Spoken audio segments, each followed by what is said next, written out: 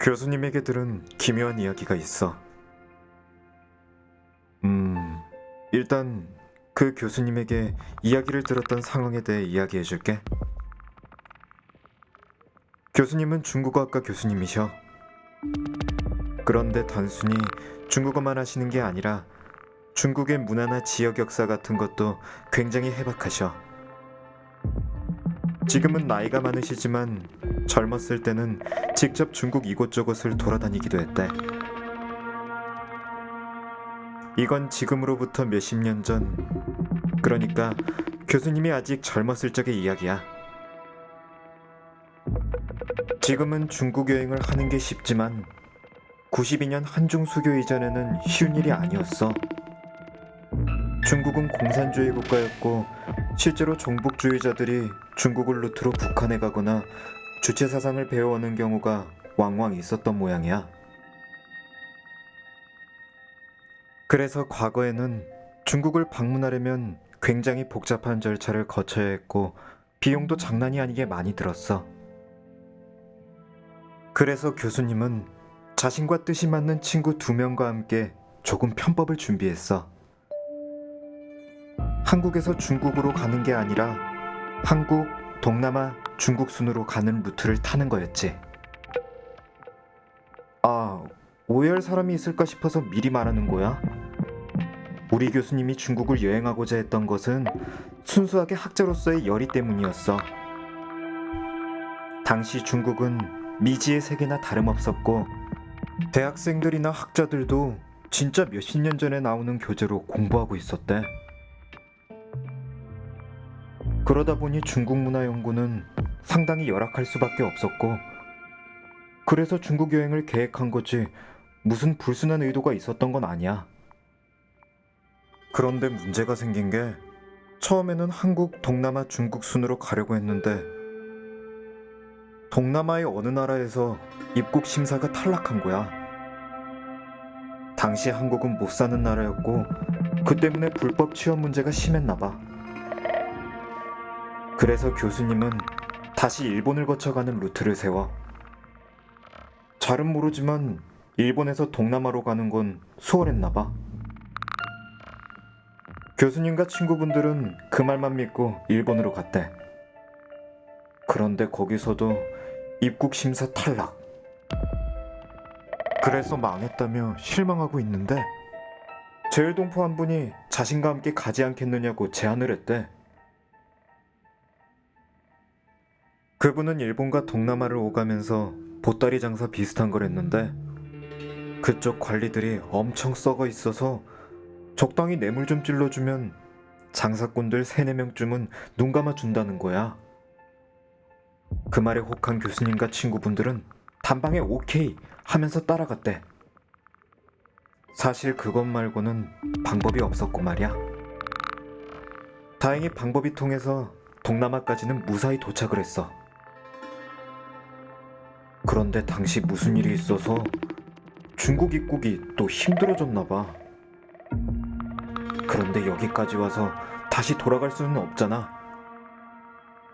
아기 바친 교수님은 불법적인 루트까지 찾기 시작했고 중국까지 무사히 데려다 준다는 브로커를 만났어. 브로커가 말한 루트는 대강 이랬어. 우린 강을 통해 밀름을 지난 다음에 중국 작은 마을에 도착할 거다. 거기까지 데려다 주겠다. 거기가 무슨 지방이라고 했더라? 어쨌든 좀 울창한 밀림 지역이고 중국 공안도 잘 안 찾는 오지래. 그래서 오가는 게 쉬울 거라고 하는 거야. 그렇게 교수님과 친구분들은 동남아에서 중국까지 밀입국을 시도하게 돼. 브로커는 트럭과 지게차를 번갈아서 타고 가는데 처음에는 자신을 일본의 가전제품 같은 것을 들고 가는 상인이라고 소개했대. 알다시피 공산주의 국가인 중국은 외부 고가 사치품에 굉장히 민감하거든. 하지만 상류층은 알게 모르게 그런 사치품을 사모으는 것을 즐긴대. 그래서 그게 상당히 돈벌이가 된다고 하더라고. 교수님과 친구분들은 그 말만 믿고 따라갔고 그런데 동행한 지 한 4일쯤 되었을 쯤에 정말 우연히 짐을 뒤지다가 그 사람이 뭘 밀수하는지 발견했대. 그건 다름 아닌 마약이었어. 일본의 전자제품을 밀수한다는 건 순 뻥이었던 거지. 이쯤 되자 점점 브로커와 함께 있는 게 불안하기 시작했어. 모르는 사람이 있을까 말하자면 중국은 마약에 굉장히 민감해. 아편전쟁 이후로 마약은 가지고만 있으면 외국인 내국인 할 것 없이 그냥 사형이야.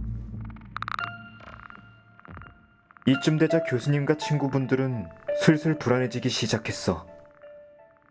만약 잘못 걸리면 자기들도 끌려가서 그 즉시 사형인데다가 그 브로커라는 사람 총도 가지고 있었거든. 만약 실수로 이상한 모습을 보였다가는 입막음을 하려고 죽음을 당했을지도 모르는 일이었어. 그래서 일단 이 사람에게서 도망치자는 계획을 세웠어. 마침 밀림을 지나고 있었는데 사람도 잘 안 다녀서 어디 멀리 숨어버리면 못 쫓아올 것이라고 생각했거든. 그래서 새벽에 자고 있을 틈을 봐서 그냥 앞도 안 보고 숲으로 도망쳤대. 그런데 그때 교수님이랑 친구분들이 살고자 하는 욕구가 너무 커서 진짜 앞만 보고 도망치다 보니 길을 잃었대. 농담이 아니라 정신을 차리고 보니 숲 한복판이었던 거야. 당시 교수님과 친구분들은 그냥 숲에 숨어 있다가 왔던 길로 되돌아가면 될 거라고 생각했던 거야. 하지만 오지밀림이 그리 쉬운 것이 아니었어. 그래서 헤매고 헤매다가 우연히 강을 발견했대. 강 근처에는 보통 마을 사람들이 몰려 사니까 일단 강을 좀 따라가 보자 하고는 무작정 강만 따라서 갔대. 당시 교수님과 친구분들은 먹을 만한 게 전혀 없었어. 다행히 근처가 밀림이라 나무 열매라던가 물고기나 가재가 있어서 그럭저럭 배는 채울 수 있었대. 그런데 문제가 바로 물이었어. 중국은 물이 굉장히 좋지 않아. 황하강 들어봤지? 강 자체에 뿌옇게 흙먼지가 끼어 있어. 그래서 물을 끓여 먹는 차 문화가 발달한 거래. 일단 목이 마르니까 근처의 강물을 마셨는데 이것 때문에 매일 설사에 시달렸대. 급기야 탈수까지 왔고 밀림을 헤맨 지 한 3, 4일쯤 후에는 정말 죽기 일보 직전이었어. 그런데 운이 좋은 것인지 강을 한참 따라가던 중에 저 멀리 아이들이 발가벗고 노는 게 보였대. 죽기 일보 직전에 사람을 만나니까 너무 반가운 거야. 그래서 어떻게든 도움을 청해야겠다 싶어서 막 달려갔는데 아이들이 선생님과 친구분들을 보자마자 미친 듯이 도망을 간 거야. 그런데 이게 그냥 순간 놀라고 무서워서 도망치는 게 아니라 무슨 맹수나 산짐승을 보고 놀라서 도망치는 것 같았대. 그런데 교수님은 여기서 저 아이들을 놓치면 난 죽는다라는 생각이 불현듯 들어서 그냥 뛰는 아이들을 보고 무작정 쫓아갔어. 물론 교수님과 친구분들은 탈수로 힘이 없었지만 어른이었고 아이들을 앞지르는 것이 어려운 일은 아니었지. 그래서 아이들을 쫓아 막 달려가는데 아이들이 갑자기 어디 벼랑 틈으로 숨은 거야. 그래서 따라가 보니까 거기에 조그만 촌락이 있던 거야. 그런데 그 마을이 무슨 우리나라 새마을 운동 당시 시골 마을 보는 것 같았대. 막 벽도 황토벽이고 지붕도 초가집이고. 갑자기 아이들이 놀라서 달려오자 마을 어른들도 놀랐는지 우르르 몰려왔나 봐. 교수님과 친구분들은 그냥 사람이 있다는 것에 반가워서 막 붙잡고 도와달라고 통사정을 했대. 교수님은 중국 여행을 계획하셨을 정도로 웬만한 통용 중국어도 능통하고 한자도 많이 아셔. 그런데 아는 중국어를 총동원해도 도저히 그 사람들이랑 말이 안 통하는 거야. 하지만 일단 지금 꼴이 말이 아닌데다가 바디랭귀지로 힘들어 죽겠다 식으로 대강 하니까 마을 사람들이 점차 경계를 풀고 물이나 먹을 것을 가져다 줬어. 그렇게 정신을 좀 차리고 나니까 그 마을의 촌장 비스무리한 사람이 왔대. 이 사람이 하는 말이 너무 방언이 심해서 도저히 못 알아듣겠는 거야. 분명 이게 중국어 같은데 중국어가 아닌 그런 기분? 그런데 이 촌장이 계속 뭐 한 가지만 말하더래. 찌뿌지 워하워 찌우잉? 그냥 무슨 말만 해도 찌뿌지 워하워 찌우잉? 배고프다고 해도 찌뿌지 워하워 찌우잉? 여기가 어디냐고 해도 찌뿌지 워하워 찌우잉? 이 말만 계속하는 거야. 그래서 도저히 말이 안 통하니까 답답해서 교수님이 메모장이랑 볼펜을 꺼냈대. 일단 그들도 어느 정도 글자는 쓸 수 있으니까 한자로 필답을 하려고 했던 거지. 촌장은 볼펜이랑 메모장을 신기해하면서 뭐라고 막 열심히 썼대. 그런데 웃긴 게 이 사람들이 쓰는 한자도 정말 듣도 보도 못한 한자라서 뭐라고 쓰긴 쓴 것 같은데 진짜 알아보지를 못한 거야. 한 몇 시간쯤 이렇게 되니까 양쪽 둘 다 지쳐서 그냥 모든 걸 포기했어. 그래서 일단은 그 마을에서 묵기로 했는데 그 사람들 조금 이상한 점이 있었대. 일단 교수님이랑 친구분들이 입고 있던 물건을 굉장히 신기하게 생각했대. 그리고 남자고 여자고 간에 그냥 털이 수북해서 무슨 원숭이를 보는 것 같았다는 거야. 마을에서 잠시 동안 생활하면서 먹고 자는 게 해결되니까 잊고 있던 학구열이 떠오른 교수님이랑 친구분은 이것이 기회다 싶어서 마을 이곳저곳을 돌아다녔대. 딱히 말리는 사람도 없고 말이야. 특히 이 사람들이 무슨 노동요 비슷한 걸 불렀는데 무슨 뜻인지도 모르겠지만 그냥 최대한 비슷하게 외웠대. 나중에 도움이 될 테니까 말이야. 그렇게 며칠 동안 지내다 보니까 체력이 조금 회복이 됐는데 그 마을 촌장이 다시 부른 거야. 그러고는 막 열성 넘치는 바디랭귀지로 이야기를 하는데 대강 알아챈 뜻을 간추려보면 너 괜찮다. 여기 살아라. 내 딸 준다. 였대. 잘은 모르지만 오지마을 같은 곳에서는 근친상간을 피하기 위해서 이렇게 잘못 흘러들어온 외국인과 결혼시키는 경우가 있나봐. 그런데 이런 오지마을에서 결혼해서 살라니 그게 무슨 소리야. 교수님은 당연히 어이가 없어서 거짓말로 자신은 이미 결혼을 했다고 대강 바디랭귀지로 설명을 했어. 그런데 오히려 태연하게 결혼? 그게 어때서? 둘째 마누라로 내 딸을 맞아라 라고 좀 더 강압적으로 나간 거지. 그래서 슬슬 무서워진 교수님과 친구분들은 그냥 여기를 떠나겠다라고 대강 설명을 했대. 그런데 촌장은 막 화를 내면서 너네들 못 가. 여기서 살아. 안 그럼 죽어. 라고 좀 무시무시한 얼굴로 협박을 했나봐. 그래서 교수님은 내가 여기까지 와서 또 죽게 생겼네 싶어서 다시 작당 모의를 했대. 그리고는 마을 사람들이 밭일을 한 틈을 타서 또다시 밀림으로 튀었어. 다행히 먹을 걸 좀 챙겨와서 저번처럼 마냥 굶주리지도 않았고 잡히면 그냥 여기서 꼼짝 못한다는 생각에 무작정 또다시 밀림으로 간 거야. 그리고 한 며칠간 밀림을 헤매고 있었는데 운 좋게 숲에서 동남아 사냥꾼을 만날 수 있었대. 그들에게 도와달라고 빌었고 다행히 밀림을 빠져나와 동남아에서 일본을 거쳐 무사히 한국으로 귀환할 수 있었지. 그리고 중국에서의 추억은 젊었을 적 개고생한 추억으로 한동안 남아있었지. 물론 이야기는 여기서 끝나지 않아. 그 후로 교수님은 학자 활동을 하면서 몇 번인가 중국을 더 방문했대. 물론 이번에는 죽도록 고생하지 않는 합법적인 루트로 말이야. 그리고 드디어 한중 수교가 맺어지면서 정식으로 중국도 여행하고 문물도 주고받는 뭐 그런 일이 일어났어. 그런데 그 즈음에 어떤 중국 교수가 중국의 지방 방언이나 한자 같은 걸 연구한다는 소식을 들은 거야.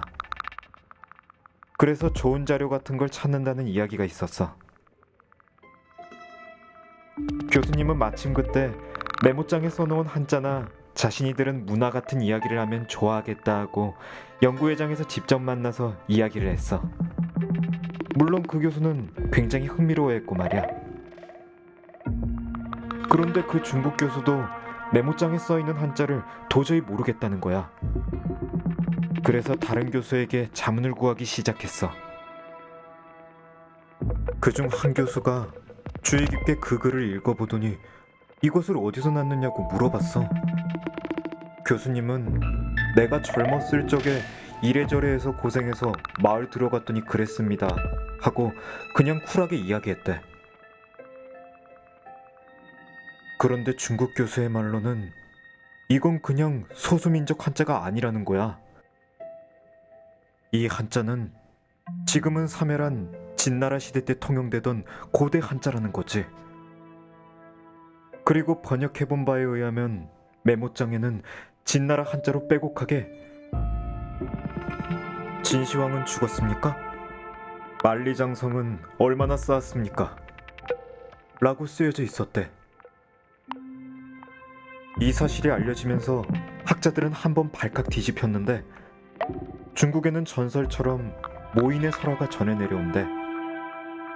일종의 상상의 동물인데 진나라 시대 때 만리장성 부역을 피해 도망친 사람들이 숲으로 들어가서 마치 원시인처럼 털로 뒤덮여서 살고 있대.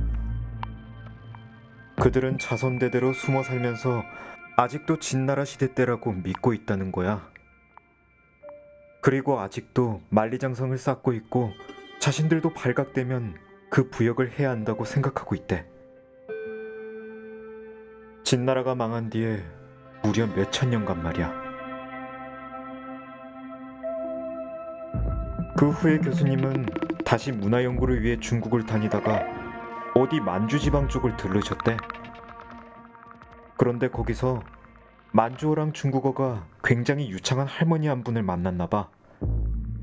만주어는 지금 사멸 위기인데다가 하는 사람도 얼마 없어서 문제가 있는 언어야. 당시에도 상황이 비슷했고. 어쨌든 그 할머니를 자주 찾아뵈면서 이런저런 연구를 하는데 어느 날 할머니가 유독 귀에 익은 노래를 하는 거야. 그때 마을에서 들었던 그 노동요였던 거지. 그런데 가사가 만주어였어. 뜻을 대강 해석하자면 만리장성을 쌓아라, 높게 높게 쌓아라, 뭐 대강 이런 뜻이었대. 그래서 할머니에게 그 노래 어디서 들으셨습니까? 어머니와 언니들한테 배웠다. 만주 노래인가요? 아니다. 중국인 노래다. 가사만 만주어다. 오래 불리던 노래인가요? 그렇다. 어떤 중국인이 가르쳐줬습니까? 몰라. 그런데 이거 중국인이 가르쳐준 게 아니야. 먼 옛날에 원숭이들이 가르쳐준 노래라고 해. 라고 했대. 원숭이들이 모인을 가리키는 것인지는 교수님도 몰랐대. 그냥 전설은 전설일 뿐이니까. 나도 이 이야기가 진실인지 어디인지는 몰라. 하지만 교수님이 거짓말을 괜히 지어낼 뿐은 아니라고 생각해.